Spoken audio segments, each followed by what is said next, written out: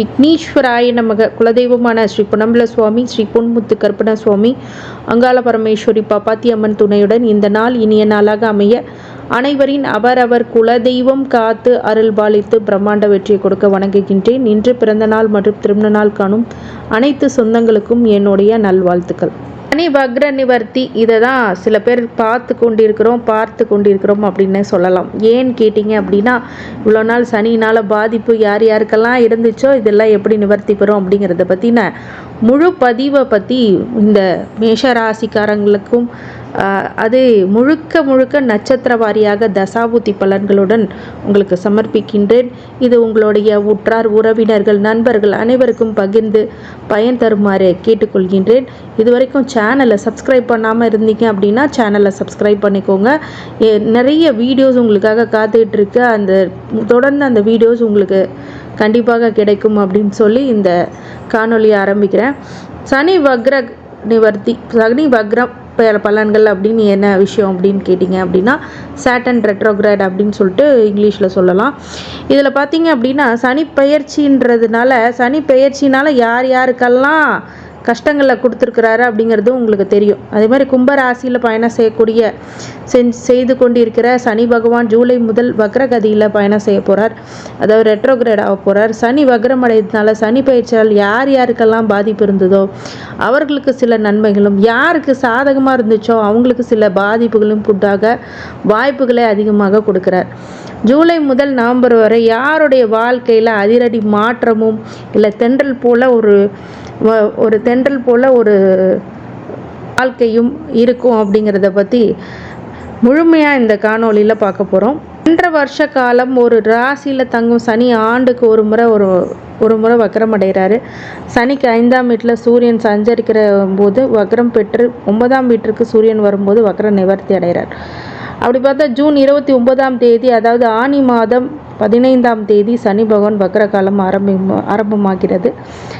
ஐப்பசி மாதம் 29ஆம் தேதி, அதாவது நவம்பர் 15ஆம் தேதி வக்ர காலம் முடிவுக்கு வரும். சனி பெயர்ச்சியால் பாதிப்பு ஏற்பட்ட ராசினருக்கு வக்ர காலத்தில் தொழிலிருந்து வந்த பாதிப்புகள் குறையும், பண கஷ்டம் தீரும், கடுமையான நெருக்கடியிலிருந்து வந்தவங்களுக்கெல்லாம் ஒரு நிம்மதி கிடைக்கும் அப்படின்னு சொல்லலாம். யாரை நம்புறதோ அவங்களெல்லாம் நம்பி ஏமாந்துட்டோமே அப்படின்ற மன உளைச்சலுடன் மன இறுக்கத்துடன் வாழ்ந்து கொண்டிருந்த மேஷராசிக்காரங்களுக்கு இப்போ சனி வக்ரம் அடைகிறதுனால எப்படிப்பட்ட பலன்கள் இனிமேல் நடக்கும் அப்படின்னா, அந்த லாப சனியில் உங்களுக்கு ஏராளமான நன்மையை கொடுக்கக்கூடிய காலமும் இப்போது நடந்து கொண்டிருக்கக்கூடிய காலம்.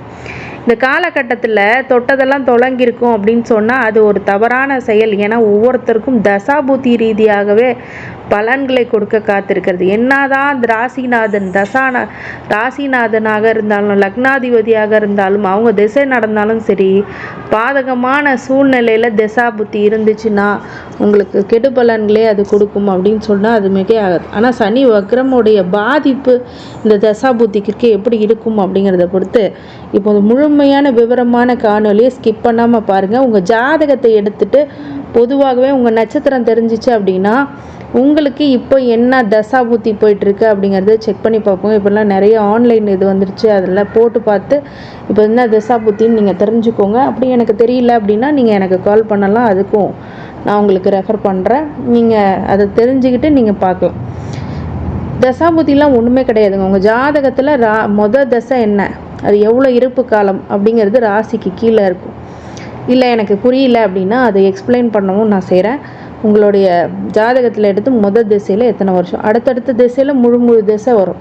முழு திசையாக உங்களுக்கு காண்பிக்கும். விஷயத்துக்கு வருவோம் அப்படின்றா, லாப சனியில் ஏற்கனவே 7ஆம் நன்மை கிடைச்சிருக்குன்னா சில பேருக்கு கிடைக்கலையே ஏன் அப்படின்னது, தொட்டதெல்லாம் தொடங்குன்னு சொன்னாங்க, எல்லாமே நல்ல விஷயமா சொன்னாங்க, ஆனால் எனக்கு மட்டும் நடக்கலையேன்னு எல்லாத்தோடைய புலம்புகளும் புரியுது. ஆனால் திசாபூத்தி வாரியாகவே உங்களுக்கு பலனை கொடுக்குன்றது மறுக்க முடியாத ஒரு உண்மை.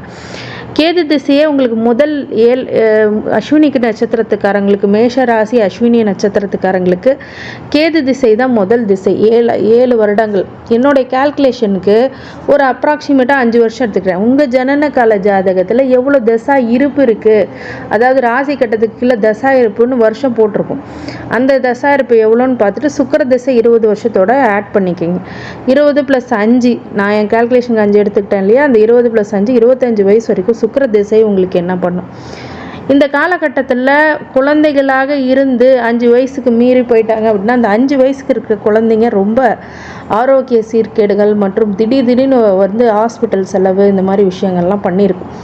பண்ணாமல் இருந்துச்சுன்னா அப்படின்னா கண்டிப்பாக இருந்திருக்க வாய்ப்பே இல்லை. கேது திசையில் கண்டிப்பாக குழந்தைகளுக்கு ஆரோக்கிய சீர்கேடு, மன உளைச்சல், அதனால் மன அழுத்தங்கள், அதனால் ஒரு சில டிஸ்டர்பன்ஸு உங்களுக்கு கண்டிப்பாக பெற்றோர்களுக்கு கண்டிப்பாக கொடுக்கும். அடுத்து சுக்கிர திசை 20 வருஷம், மொத்தம் 20 + 5 25 வருஷம். இந்த சுக்கிர திசை காலங்களில் இந்த லாப சனி மிகப்பெரிய முன்னேற்றத்தை கொடுக்கும்.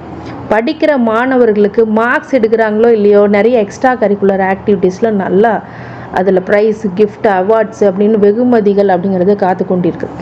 மிகப்பெரிய அளவில் ஸ்போர்ட்ஸில் பிரகாசிக்கக்கூடியவர்களும் ஒரு சில விஷயங்கள் இந்த காலகட்டத்தில் டாக்டர்ஸ் ஆவாங்க. நிறைய பேர் மருத்துவர்களாக வாய்ப்பு இருக்கிறது. அதே மாதிரி நிறைய பேருக்கு அரசாங்க உத்தியோகம் அப்படிங்கிறது கிடைக்க வாய்ப்பு. மெடிக்கல் துறையில், மருத்துவத்துறையில் மிகப்பெரிய ஒரு உச்சத்தை தொடக்கூடிய காலகட்டமாக இந்த சுக்கிர திசை கண்டிப்பாக இந்த சனி வக்ர காலங்களில் அமையும். 10ஆம் இடத்துக்கே சனி வர்றது அப்படிங்கிறது, தன்னுடைய வீட்டுக்கே வராரு அப்படிங்கிறதே ஒரு விஷயந்தான். ஏன்னா அது வக்ரம் தான் சொல்லணுமே தவிர அதிலே 10ஆம் இடத்துக்கே போகிறதுக்கு வாய்ப்பு இல்லை. சில பேர்த்துக்கு வேலையில் மாற்றங்கள் ஏற்படும். அதே மாதிரி வீடாவது கண்டிப்பாக மாறியிருப்பீங்க.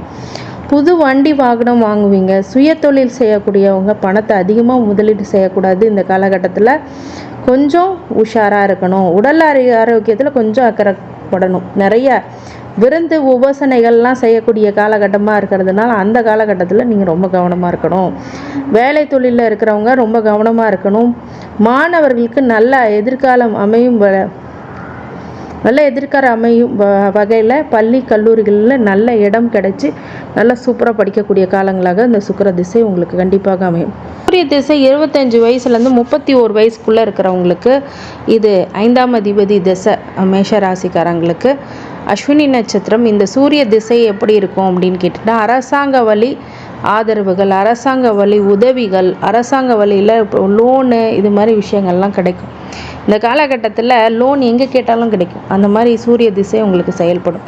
சில பேருக்கு சூரிய தினம் உஷ்ண ரீதியான உடல் பாதிப்புகள் ஏற்படக்கூடிய வாய்ப்பு அதிகமாக உண்டு.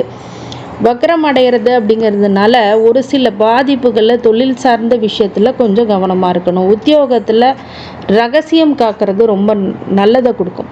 சில பேர்த்துக்கு எல்லாத்தையுமே ஓப்பனாக சொல்லி அவங்க பிளான் பண்ணி உங்களை கவுக்கிறதுக்கு நீங்கள் உஷாராகவே இருக்கிறது பெட்டர். இந்த காலகட்டத்தில் சூரிய திசையில் அது நடக்கும். ப்ரொமோஷன் அப்படிங்கிற சில விஷயங்கள் நடக்கும். சில பேருக்கு சூரிய திசையினால் ஒரு சில அவமானங்கள், பிரச்சனைகள் அப்படிங்கிறது அரசாங்க ரீதியாக சந்திக்கக்கூடிய நிலையும் கண்டிப்பாக உருவாகும். இந்த சூரிய திசையில் மிக கவனமாக நடக்கக்கூடிய திசையாக இந்த காலகட்டத்தில் வாழ்க்கையில் ஒரு சில சந்தர்ப்பங்களை பயன்படுத்தி மிகப்பெரிய வெற்றிக்கு தூணாக, வெற்றிக்கு அடிப்படை தளமாக இந்த சூரிய திசை கண்டிப்பாக அமையும். தந்தை வழி உறவுனால் ஒரு சில சிக்கல்கள் ஏற்படும், பின் மறையும். அதேமாதிரி சூரிய திசையில் ரொம்ப கவனமாக இருக்கணும் அப்படின்னு கேட்டிங்கன்னா, அரசாங்க டாக்குமெண்ட்ஸு ப்ரிப்பரேஷன்ஸ் அதில் மட்டும் கண்டிப்பாக கவனமாக இருக்கணும். இந்த சூரிய திசை மிகப்பெரிய அளவில் உங்களை முன்னேற்றி செல்லக்கூடிய அச்சாணியாக கண்டிப்பாக விளங்கும் அப்படின்னு சொல்லலாம். அடுத்தது சந்திர திசை 31 வயசுலேருந்து 41 வயசு வரைக்கும். இந்த சந்திர திசையில் வேலை தொழில் அப்படின்னு இருக்கிறவங்க இந்த சந்திர திசையில் கொஞ்சம் தடுமாற்றங்கள், ஒரு சில இடமாற்றங்கள் கண்டிப்பாக உண்டு. டிரான்ஸ்ஃபர்மேஷனாவது கண்டிப்பாக இருக்கும். உங்களுக்கு புத்திரபாக்கியம் அப்படிங்கிறது கண்டிப்பாக கிடைக்கும். நல்ல விஷயங்களில் செயல்படுவீங்க. ஒரு சில பேருக்கு நல்ல ஒரு வாழ்க்கை மாற்றங்கள் அப்படிங்கிறது இருக்கும். சில பேருக்கு பெண்களால் சில பிரச்சனைகள் ஏற்படக்கூடிய திசையாக இந்த சந்திர திசை கண்டிப்பாக இருக்கும். அதனால் மாற்று பலன் தர கொஞ்சம் கவனமாக இருங்க. அதே மாதிரி சந்திர திசையில் சனி வக்ரம் அடைகிறது அப்படிங்கிறது ரொம்ப நல்ல விஷயம்தான்.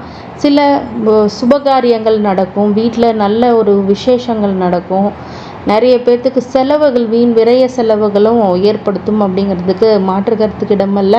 சில நல்ல விஷயங்கள்லாம் இப்போது ஒரு நன்மையான பலன்களை ஏற்படுத்தும். இந்த சனி வக்ரமானது உங்களுக்கு தொழிலில் மட்டும் மிகப்பெரிய கவனத்தையும் எச்சரிக்கையும் அதில் சில சூட்சமங்களை வெளிப்படாமல் இருக்கிறது ரொம்ப நல்லது.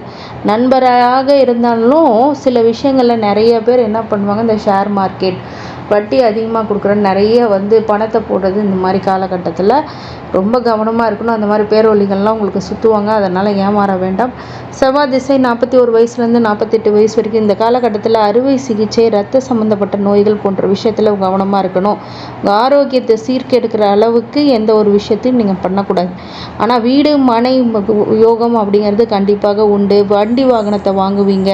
சில பேர் ஸ்போர்ட்ஸில் பிரகாசிப்பீங்க. நிறைய ஸ்போர்ட்ஸ் எல்லாம் இப்போ நிறைய உங்களுக்கு மிகப்பெரிய அளவில் தூணாக கண்டிப்பாக உருவாகும். இந்த செவ்வாய் திசையில் மிகப்பெரிய அளவில் வெற்றிகளை குவிக்கக்கூடிய காண்டாக கண்டிப்பாக உருவாகும் அப்படிங்கிறதுக்கு மாற்று கருத்துக்கிடமல்ல. மிகப்பெரிய வெற்றிகளை தனதாக்கக்கூடிய காலகட்டமாக இந்த செவ்வாய் திசை கண்டிப்பாக உருவாகும். சகோதர வழியில் ஒரு சில பேருக்கு நன்மை ஏற்படும். அவர்களால் ஒரு சில விஷயங்களில் சொத்து பிரிவு போன்ற விஷயங்களில் மட்டும் கொஞ்சம் அஜாகிரதையாக இருக்க வேண்டாம். அது ஒரு முழுமையான சப்போர்ட்ஸ் உங்களுக்கு கண்டிப்பாக கிடைக்கக்கூடிய காலகட்டமாக இது இருக்கும். ராகு திசை 48 வயசுலேருந்து 66 வயசு வரைக்கும் இந்த ராகு திசையில் ரொம்ப கவனமாக இருக்கக்கூடிய காலகட்டமாக அசிங்க அவமானம் ஏற்படக்கூடியதாகவும் மாற்றுப்பாலினத்தினால் கொஞ்சம் கவனமாக இருக்கக்கூடிய காலகட்டமாகவும் இருக்கும். சனி வகரமே அடைந்திருந்தால் ராகுவுடைய சாரம் எப்படி ஒர்க் ஆகுது அப்படின்னு உங்கள் ஜனனகால ஜாதகத்தையும் கொஞ்சம் செக் பண்ணிக்கணும். ஏன்னா ராகு என்ன சாரம் வாங்கியிருக்கு, என்ன ஆதிபத்தியம் வாங்கியிருக்கு, கரகத்துவம் நடந்திருக்கு அப்படிங்கிறதெல்லாம் பார்த்தா தான் ராகு திசை முழுமையாக உங்களுக்கு சொல்ல முடியும். ராகு திசை அவயோக ராகு திசையாக உங்கள் ஜாதகத்தில் இருந்தால் கண்டிப்பாக அதற்கான வழிபாடுகளும் பரிகாரங்களும் கண்டிப்பாக பண்ணி ஆகணும். ராகு திசை உங்களுக்கு மென்மேலும் சில பேர்த்துக்கு ராஜயோகத்தையும் இந்த சனி வக்ரம் கொடுத்துரும். சில பேர்த்துக்கு ராகு ரொம்ப மோசமான நிலையில் மட்டும் உங்கள் ஜாதகத்தில் இருந்ததுன்னா தீய பலன்கள் இல்லை. அவரை மாதிரி உச்சாணியில் கொண்டு போய் வைக்கிறதுக்கு யாருமே கிடையாது. எந்த ஒரு கிரகத்துக்கும் அந்த அமைப்பு இல்லை. அதே மாதிரி கொண்டு போய் குப்பமேட்டில் கொண்டு போய் விட்டுறதுக்கும் இந்த மாதிரி ராகு திசை செயல்படும். அதனால் உங்கள் ஜனனகால ஜாதகத்தை இந்த காலத்தில் ராகு திசை, ஆனால் பொதுவாகவே இது நட்பு கிரக திசையாகவும் இருக்கிறதுனால சில நன்மைகளும் சில தீமைகளும் நடக்கக்கூடிய ஆவரேஜ் பொசிஷனோ நியூட்ரல் பொசிஷனோ இது கண்டிப்பாக உருவாகும். குரு திசை 66 வயசுலேருந்து 82 வயசு வரைக்கும் இந்த குருவானவர் எப்படி அப்படின்னு கேட்டிங்கன்னா 9க்கும் 12க்கும் உரிய இந்த குரு ஆனவர் உங்கள் மேஷராசிக்காரங்களுக்கு மிகப்பெரிய நன்மையை கொடுக்கக்கூடிய காலகட்டமாக நிறைய நற்பலன்கள் விசேஷங்கள் அப்படிங்கிறது தான் ஏற்படக்கூடிய காலகட்டமாக இது கண்டிப்பாக உருவாகும் அப்படின்னு சொல்லலாம். இந்த காலகட்டத்தில் ரொம்ப எச்சரிக்கையும் கவனமாக இருந்தாலும் ஒரு சில விஷயங்களில் நீங்கள் ஜீவனம் பண்ணுறதுக்கான தொழில் அமைப்பில் இடமாற்றம் அமைறது, ஊர் மாற்றம், கண்ட்ரி விட்டு கண்ட்ரி போகிறது அப்படிங்கிற விஷயம்லாம் நடக்கும். நிறைய பேர் வெளிநாடு போவீங்க. இப்போ பிஆர்ஓவும் சில பேர்த்துக்கு இந்த காலகட்டத்திலாம் நடக்கும். குரு ராகு பீரியட்லலாம் கண்டிப்பாக வெளிநாடு தொடர்பு உடைய ஒரு தொழிலோ இல்லை வெளிநாடுக்கு சென்று செட்டில் ஆகக்கூடிய விஷயமும் கண்டிப்பாக அமைஞ்சிடும். அடுத்தது சனி திசை 82 வயசுலேருந்து 101 வயசு வரைக்கும் இந்த சனி திசை அப்படிங்கிறது 10க்கும் 11க்கும் உடைய சனி ஆனவர் உங்களுக்கு மிகப்பெரிய யோக பலனை அளிக்க விட்டாலும் சனி மேஷ ராசிக்கு ஒரு ஆகாத திசைனாலும் உங்களுக்கு சனி உன்னோட ஜாதகத்தில் எப்படி இருக்குதோ அதை பொறுத்தே பலனை அதிகமாக கொடுப்பார். அதே மாதிரி மைனஸ் பண்ணுறதும் அவர் தான். ஆனால் சனி திசை காலங்களில் ரொம்ப கவனமாக இருக்கணும். எல்லா தொழில் வகைகளிலும் உங்களுடைய உற்றார் உறவினர் வகையிலும் சொத்து பிரச்சனை வழியிலும் நிறைய பிரச்சனைகளில் இந்த சனி திசை கொடுத்துரும். உடல் அளவுலையும் மனதளவிலும் பாதிக்கப்படாமல் உங்களை நீங்கள் பார்த்துக்கணும் அப்படிங்கிறது தான் அறிவுறுத்தப்படுகிறது. இந்த சனி வக்ரமானது 11ஆம் இடத்துல வக்ரம் ஆகிறதுனால ஒரு சில சங்கடங்களை கொடுத்தாலும் ஒரு சில நல்ல லாபத்தையும் கொடுத்து காத்திருப்பார். ஆனால் தொழிலில் மட்டும் மிகப்பெரிய கவனத்தை வச்சுக்கணும் அப்படிங்கிறது தான் அறிவுறுத்தப்படுகிறது. இந்த மேஷராசிக்காரங்க செவ்வாய் ஹோரையில் முருகப்பெருமானை வழிபடுறதும் குலதெய்வத்தை வழிபடுறதும் அஸ்வினி நட்சத்திரத்தப்பா இருக்கிறதுனால விநாயகரை தினமும் வழிபடுறது மிகப்பெரிய நல்ல மாற்றங்களும் இந்த சனி வக்ரம் உங்களுக்கு நன்மையை கொடுப்பார் அப்படின்னு சொல்லி இந்த அஸ்வினி நட்சத்திரம் மேஷ ராசி அஸ்வினி நட்சத்திரங்களுக்கு அனைத்து ஐஸ்வரங்களும் சகல சௌபாக்கியங்களும் மன நிம்மதியும் ஆரோக்கியத்தையும் கொடுக்க வேண்டும் என்ற பெருமான் மகா ஈஸ்வரனை வேண்டி வணங்குகின்றேன். வாழ்க வளமுடன். திருச்சிற்றம்பலம்.